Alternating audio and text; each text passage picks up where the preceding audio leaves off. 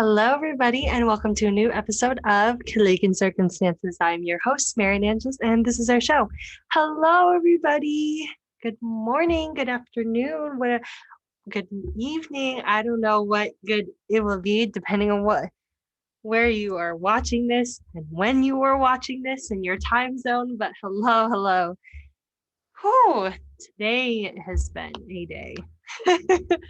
I will catch you guys up a little bit on what I've been doing. I just started my first week of my new semester, and let's just say I'm a little tired, just a little sleepy. But I really wanted to do this episode, and of course, being Filipina, and of course, the name of this podcast, Colleague Circumstances, I just had to talk about a Filipino movie after the last review that we did, and that even though I did notice it didn't have as many listens or views, I really wanted to talk about another Filipino movie and really elaborate on that.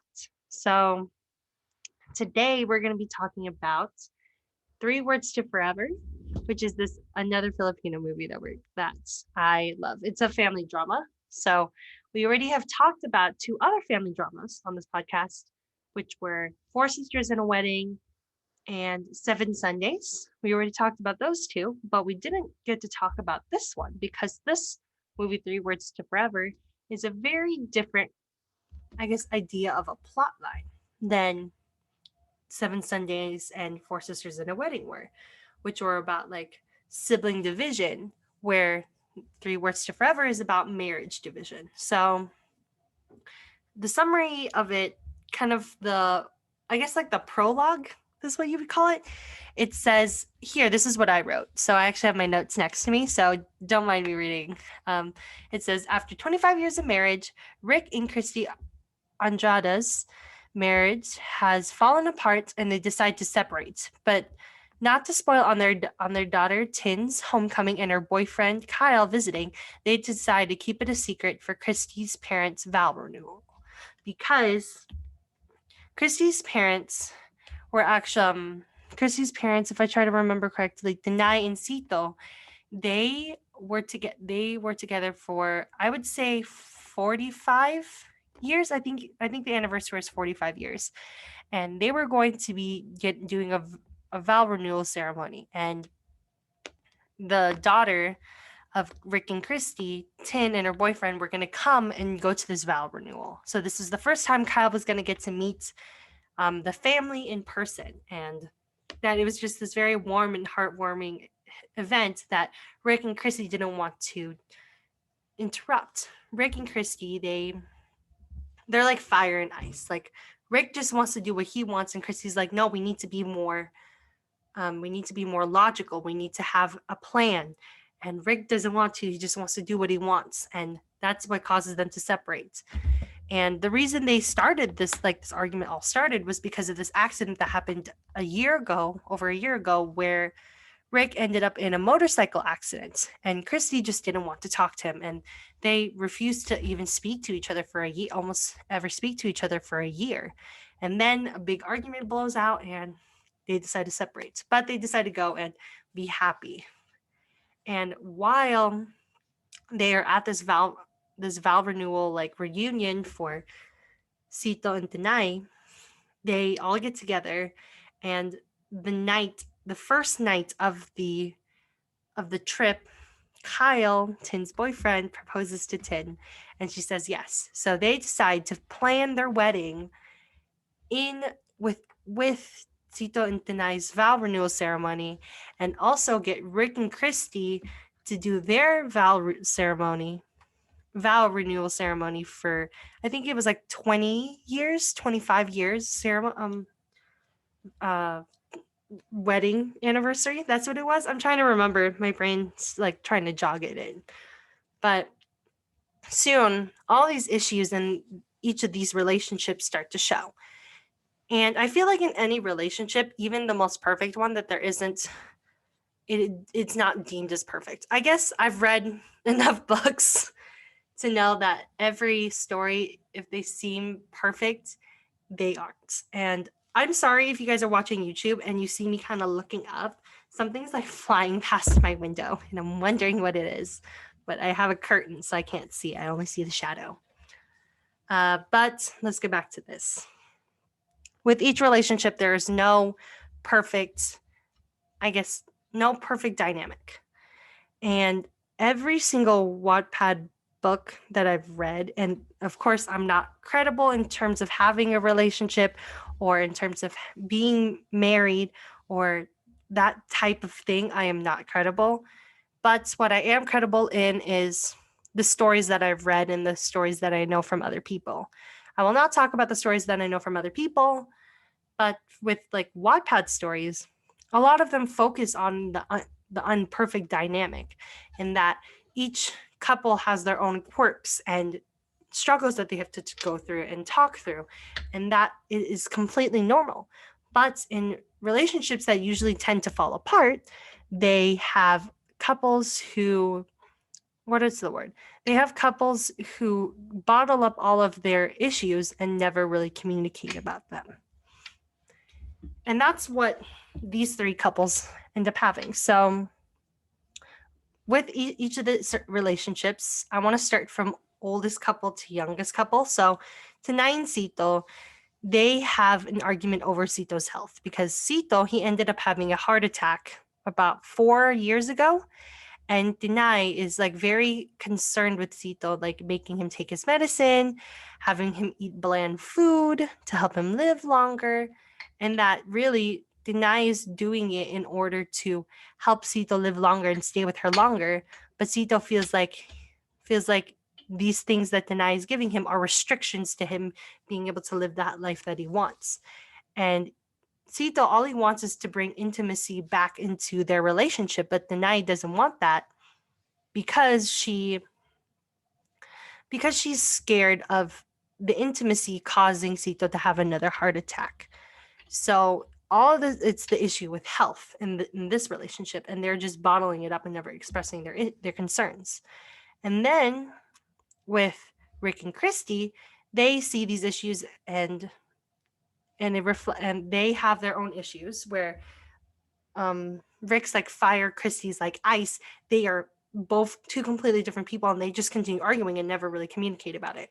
And then Tin and Kyle, they have their same issues where Tin doesn't want to bring up any difficulties that she has because with her job, she ends up losing her job and not being able to find a new one.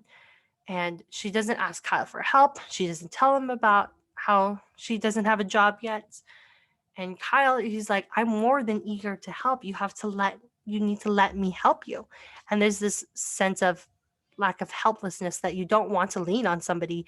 You want to have everything for yourself. But at the same time, that gives your partner the idea of, well, you don't value me then. Why am I in this relationship?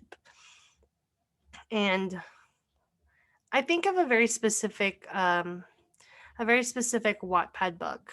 It's one of my personal favorites. You guys should really read it if you can. It's called The Hoodie Girl. And the Hoodie Girl, I think the main girl's Maddie. She hides behind a hoodie all the time. And she's like very scared and quiet and doesn't like talking. And this guy who's like this popular guy, he tries to open up Maddie out of her shell. But in the end, they end up having issues because Maddie wants to do everything on her own and doesn't want any help from anybody, whereas the guy wants to help. And it's that classic trope of, oh, I want to help, you have to just let me help you.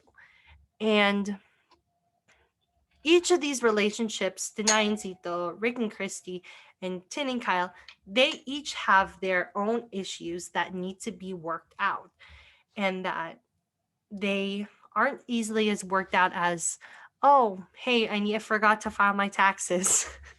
I forgot to file my taxes and they're due in like a month. That's easy. You can get some help with that. But from someone who helps with like a CPA or something. But with a relationship, all you need is really just to talk. And that's what these couples really struggle to do. But in the movie, they end up finding out, what is the word? They end up starting to fall in love with each other again and start finding the reasons why they fell in love with each other. Because more than anything, love isn't, they always say that love is enough, but it's not. The truth is love isn't enough for a lot of people, and that it isn't just love, it's the whys, and it's the whys that help a couple stay strong, in my opinion. That is like, why are we together? Why are we part of this life? What do we want for our lives? And that's the driving factor. That it's, in my opinion, love is what helps spark something, but it doesn't help something grow. It only helps plant a seed, but that love and sticking to your whys is what helps people grow. And like my personal whys are like, one is like my health, because I'm not necessarily the healthiest person, and that you can't buy back your health, you have to earn it. And with the Ninencito, they have that same thing, is that their why is that they want to live with each other forever, and that the health needs to come first, but also their relationship's important, is that the love's important, that their why was lost when they focused too much on health. When Denai focused too much on health, they lost the why. They lost the love in their relationship. They lost the reason why they even were together, and the issues that come along with that. Because if you focus too much on health, you feel like babied or hurt. You're just, I guess, too, what is it? Too sensitive to the world around you and what can occur from being treated as someone who is different rather than just being treated as an equal. And even with Kyle's parents, they seem like exact opposites, with the dad being laid back and the mom being the planner, same as Rick and Cristy. And that's the whole thing, is that these people, is that all of these relationships lead to another relationship that is damaged and that is hurt and that is frayed a little bit. And you can't have something like that in a relationship if you getting married. But of course there's no perfect relationship. Every couple has their own arguments and has to talk through them and be able to remember the whys and to work through things in order to get back to their whys, to get back to the reasons of family, stability, legacy. There are so many whys that we have in this world, and that a relationship really grows from that. Now, back to the summary of the movie. Then everybody tends to actually finds out that Rick and Cristy are going to separate, and Tin, the daughter, convinces them to try to fall in love again. And Tin goes after Kyle, which they had an argument and he wanted to leave, but they reconciled, and Tin and Sinai also resolve their differences. And in a way, you see it as, oh, it's a happy ending. No, it's a happy end to a chapter. Let's go with that. Like, if you read a Wattpad book with 100 something chapters in it, like they just finished one 5,000 word chapter, is the way I would say it. That it's not the end of their story, it's the end of an era. It's the end of something happening in the life. That, each year that we grow, and now that it's 2021, we're still in COVID, but things are getting better and things change. That's exactly what life is about. And Filipino movies, I feel, do a really great job at showing this, at showing kind of polar opposites of people, where the laid back versus the super organizers. So the type A person versus the type B person, really. So A being very organized and B being very relaxed and calm. And the trope of polar opposites happens in a lot of romance movies, but it makes a pairing that's so sweet that people want them to be different. Like with polar opposites, they end up finding a way to help each other and help each other balance each other out, essentially. Like for me, I'm a very outgoing, very, I guess, thoughtful person. And for me, I don't know if someone who's a polar opposite of me would help balance me out. But at the same time, there are couples that that do prove that opposites attract, and that forever is really subjective. That the polar opposites that we have are laid back versus like organized type A versus type B. You have these people that are very different but come together to make wise, and that their forever is within their wise. And that I would say these relationships, each one that we have, each one that we grow from and separate from, teaches something about life and why and what is really important. And I've been saying throughout this whole thing that there's like two completely polar opposites, but these are just two people. People are the same. They are still people, and that they have emotions. They have their own tendencies to act up or not do well, or to have sensitivities. But really, the relationships that people lead and the legacies that they leave within their children, within their loved ones, are what are their forever.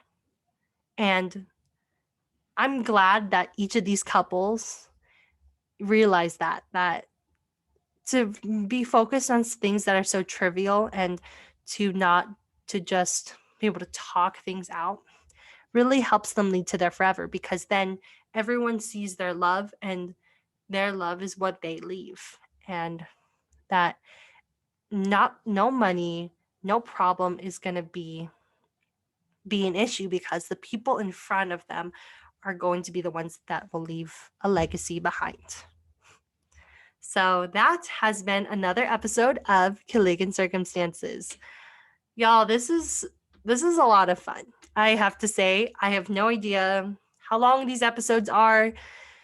These next 4 episodes that you guys will be seeing, if they are shorts, I'm very sorry. I actually don't know how long they are. I've just been very honest and kind of gone through my analysis without even taking a blink at what time I've been spending. It's more like you get lost in the story and get lost in the love that this show, like each show, makes. And I have to say that 3 Words to Forever is a very heartwarming story, because it really exemplifies the idea of family. This is a family movie, so a family drama, like literally it is, because it's about these couples and their relationships and how that affects other dynamics and all of these things. And that's really what's important, is the relationships and their connections to one another. I only can hope that if any of you ever watch this, well, not if any of you ever watch it, but if when you guys watch this, that you guys take a look at your loved ones and assess, and just remember your whys, because sometimes we get lost in the whats, the hows, the whos, and we don't remember our whys. So that has been another episode of Killigan Circumstances. Thank you guys so much for watching. I will see you guys next time. Bye. Mwah.